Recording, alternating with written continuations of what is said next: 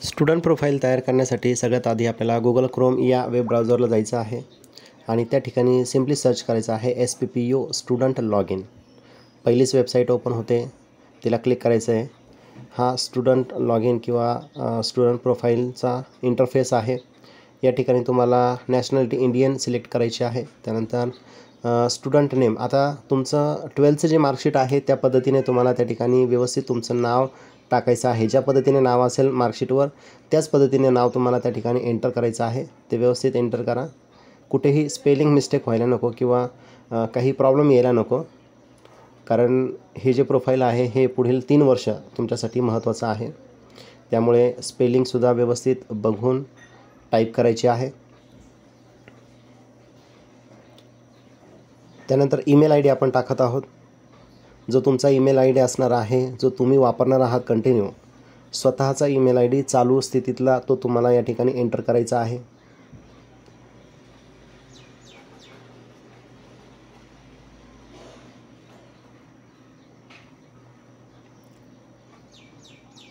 त्यानंतर mobile number आहे तोही तुम्हाला व्यवस्थित टाईप करायचा आहे. ईमेल आय डी आणि मोबाईल नंबर तुम्ही स्वतःचाच द्या, कोणाचाही घरच्यांचा किंवा सायबर कॅफेवाले जे फॉर्म भरतात त्यांचा मोबाईल नंबर किंवा ईमेल आय डी देऊ नका, कारण भविष्यामध्ये काही प्रॉब्लेम आला तर OTP त्या नंबरवर जात असतो किंवा त्या ईमेल आय डीवर जात असतो आणि तो जर तुमच्याकडे नसेल तर मग प्रॉब्लेम क्रिएट होऊ शकतो. त्यामुळे तसं होऊ नये म्हणून स्वतःचा ईमेल आय डी चालू स्थितीतला आणि मोबाईल नंबरसुद्धा चालू स्थितीतला असला पाहिजे आणि तो स्वतः जवळ असला पाहिजे. तो व्यवस्थित आपण टाईप करूया.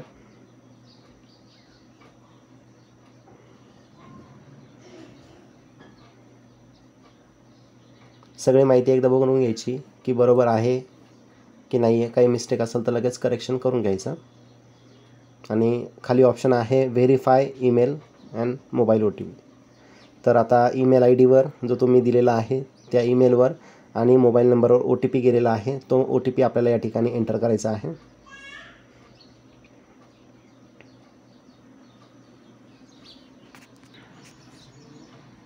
मोबाईल OTP आपण टाकलेला आहे. आता ईमेलचा OTP काय आहे तोही आपण त्या ठिकाणी एंटर करूया.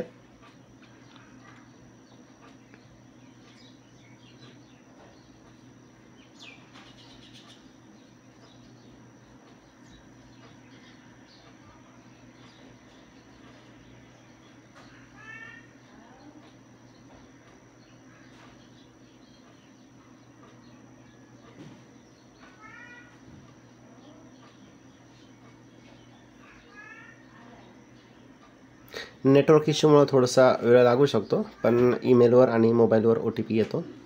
तो आपण आता एंटर करत आहोत ईमेल आय डीचा. त्यानंतर चूज पासवर्ड म्हटलं आहे की या ठिकाणी तुम्हाला पासवर्ड तयार करायचा आहे. सिंपल जो पासवर्ड असेल तो तुम्ही या ठिकाणी टाकायचा आहे. फॉर एक्झाम्पल सांगतो की PASS 123 असं टाकलं तरी झालेलं आहे. स्पेशल कॅरेक्टर टाकण्याची आवश्यकता नाही आहे. किंवा तुमचं नाव टाकलं आणि तुमच्या नावाच्या पुढे काही डिजिट तुम्ही टाकले तरीही चालणार आहे. तर त्या पद्धतीने तुम्ही एक व्यवस्थित पासवर्ड तयार करायचा आहे.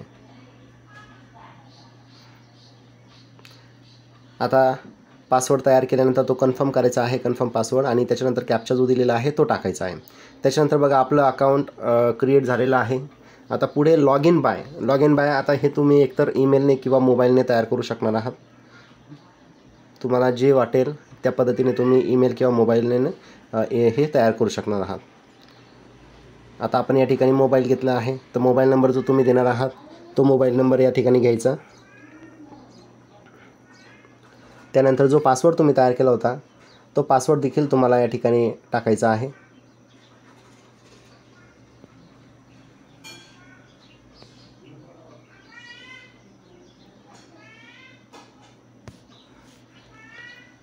पासवर्ड टाकल्यानंतर जो कॅप्चा आहे तोही तुम्हाला व्यवस्थित एंटर करायचा आहे आणि लॉग इन करायचे.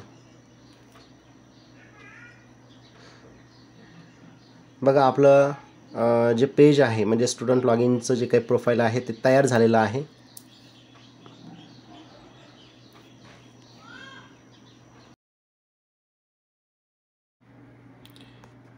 विद्यार्थी मित्रांनो, आपलं प्रोफाईल तयार झालेलं आहे. आता आपल्याला पुढचं जे एनरोलमेंट आहे, आपला कोर्स जो आहे तो आपल्याला या ठिकाणी रजिस्टर करायचा आहे. तर या ठिकाणी बघा न्यू कोर्स एनरोलमेंट असं ऑप्शन तुम्हाला दिसत आहे, त्याला तुम्हाला क्लिक करायचं आहे. ज्या काही इन्स्ट्रक्शन पुणे विद्यापीठाने तुम्हाला दिलेल्या आहेत त्या सगळ्या एकदा व्यवस्थित बघायच्या आहेत आणि पुढे कॅरी ऑन तुम्हाला करायचं आहे. आता बघा स्टुडंट टाईप, तर या ठिकाणी तुम्ही फर्स्ट इयरला आहात, नव्याने ॲडमिशन घेतलं आहे या प्रोसेसमध्ये, तर तुम्हाला न्यू या ऑप्शनला क्लिक करायचं आहे. आता बघा या ठिकाणी कॉलेज किंवा डिपार्टमेंट पन कोड, जर तुम्हाला तुमच्या कॉलेजचा कोड माहिती नसेल तर डोंट नो कॉलेज पन कोड असं क्वेश्चन मार्क तिथं दिसतं आहे, त्याला क्लिक करायचं आहे आणि त्या ठिकाणी तुमच्या कॉलेजचं नाव टाकायचं आहे. आता आपल्याला पन कोड या ठिकाणी माहिती आहे, तर मी डायरेक्ट या ठिकाणी पन कोड टाकतो. बघा पन कोड टाकल्यानंतर लगेच मध्यवर्ती हिंदू सैनिकी शिक्षण मंडळ भोसला मिलिटरी कॉलेज हा जे काही हे कॉलेज डिटेल आहे ते आलेलं आहे. आता कोर्स टाईप जो आहे तर BA BCom BSc जे काही असेल ते तुम्ही या ठिकाणी टाकायचं आहे. कोर्स टाईप तुम्हाला BCom टाकायचं आहे. ॲडमिशन हे तुमचं फर्स्ट इयरचं असणार आहे. मीडियम ऑफ इन्स्ट्रक्शन जे मराठी इंग्लिश जे काही असेल ते तुम्ही टाकायचं आहे. ABCID या ठिकाणी कंपल्सरी मागितलेला आहे, पण तो नसेल तर तो पुढची प्रोसेस तुम्ही पहिले करून घ्या. आता बघा प्रिव्हियस एक्झामिनेशन डिटेल, तर या ठिकाणी तुम्हाला माहिती भरायची आहे. तुम्ही मागच्या याच्यामध्ये कुठली एक्झाम दिलेली आहे, तर फर्स्ट इयरला आहात याचा अर्थ तुम्ही HSC म्हणजे 12वीची एक्झाम जी आहे ती दिलेली आहे. स्टेट बोर्ड जे आहे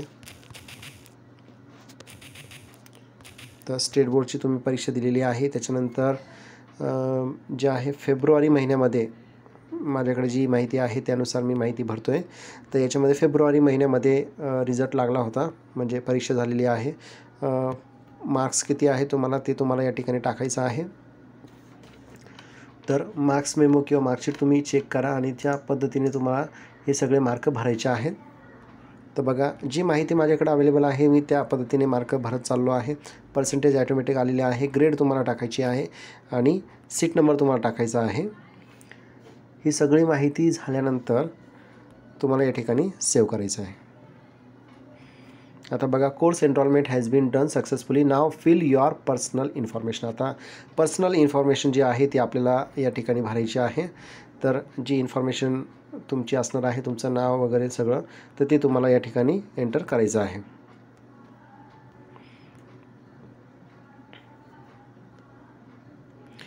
मराठी आणि इंग्लिश दोन्ही लँग्वेजमध्ये तुम्हाला ही सगळी माहिती भरायची आहे. तर त्या पद्धतीने तुम्ही या ठिकाणी माहिती भरत चला.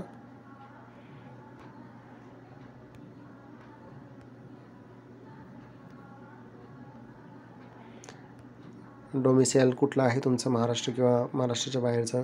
नॉन क्रिमिनल तुमचं यस असेल तर यस करा. कॅटेगरी तुमची कुठली आहे तर ती कॅटेगरी तुम्ही या ठिकाणी एंटर करा.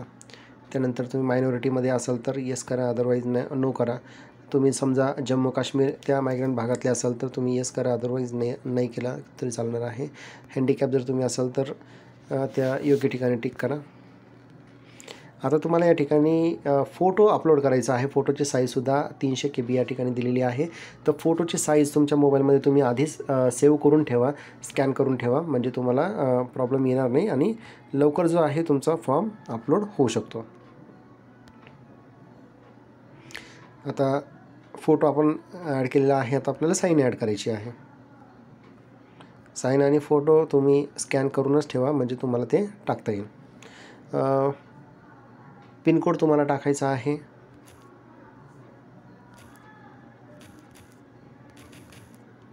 त्यानंतर स्टेट जे आहे स्टेट तुम्हाला टाकायचं आहे महाराष्ट्र. पिनकोड टाकल्यानंतर लगेच पुढची इन्फॉर्मेशन ॲटोमॅटिक यायला लागते, म्हणजे कुठल्या जिल्ह्याचा पिनकोड आहे ते.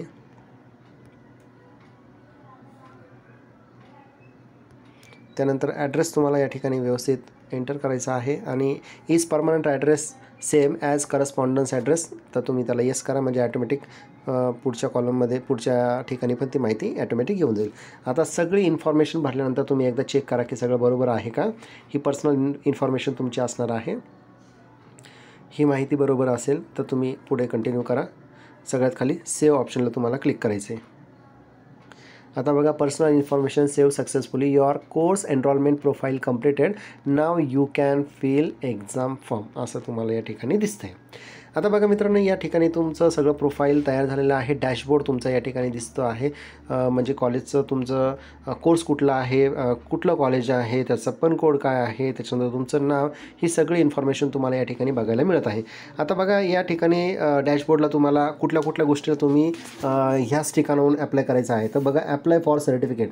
जर तुम्ही ग्रॅज्युएशन कंप्लीट झालं, पोस्ट ग्रॅज्युएशन कंप्लीट झालं, तर तुम्हाला डिग्री सर्टिफिकेट काढण्यासाठी काय करावं लागणार आहे, इथूनच अप्लाय करावं लागणार आहे. जर तुम्ही एका ठिकाणाहून दुसऱ्या ठिकाणी जात असाल शिक्षणासाठी, म्हणजे दुसऱ्या युनिव्हर्सिटीमध्ये, तर तुम्हाला मायग्रेशन सर्टिफिकेट पण याच ठिकाणी मिळणार आहे. त्यानंतर अपडेट ABC ID. आता बघा, नवीन अकॅडमिक इयरपासून त्यांनी काय केलेलं आहे, म्हणजे न्यू एज्युकेशन पॉलिसीमध्ये ABC ID हा सगळ्यांना कंपल्सरीच केलेला आहे. तर ABC ID तुम्हाला या ठिकाणी टाकता येणार आहे. तो अपडेटसुद्धा इथूनच करायचा असतो. त्याच्यानंतर तुमचं प्रोफाईल डिलीट करणं आणि एक्झाम फॉर्म, सगळ्यात महत्त्वाचा एक्झाम फॉर्म तुम्हाला या ठिकाणाहून भरायचा असतो. तर मित्रांनो, अशा पद्धतीने एक्झाम फॉर्मला तुम्ही क्लिक केलं की तुम्ही एक्झाम फॉर्मच्या ऑप्शनला जात असता. बघा, प्रोसीड आपण करूयात. आता बघा की फर्स्ट इयरचे जे हा जो कोर्स आहे, तर ह्या कोर्सनुसार फर्स्ट इयरचे फॉर्म आलेले नाही आहेत, नाही तर ते लगेच या ठिकाणी आपल्याला जनरेट झालेले दिसले असते. आपण तरीही ट्राय करून बघूया.